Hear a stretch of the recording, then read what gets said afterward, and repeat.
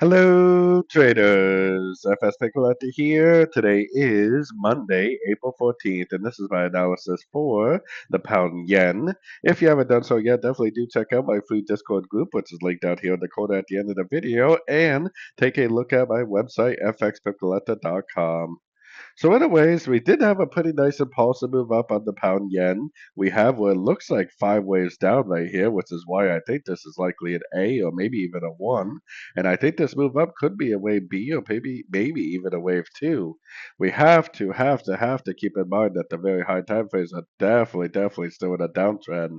We have no higher low and we have no break of structure. So the trend is definitely down, which means that this possibly could make a lower high, and end up continuing the downtrend. So definitely be aware of your higher time frame trends at all time. It kind of looks like it should make an A, a B, and a C, and then go back up like this. And this would either be an A or a 1, this would either be a B or a 2, and then it would go up for a 3 or a C. If it is a C, it would probably go up to a Fibonacci extension of the wave A, and then turn back down and continue the higher time frame downtrend. If it really is a wave 3, then it would likely make higher highs, higher lows, eventually giving us the daily time frame break of structure, which would prove that this really is a bottom on the daily.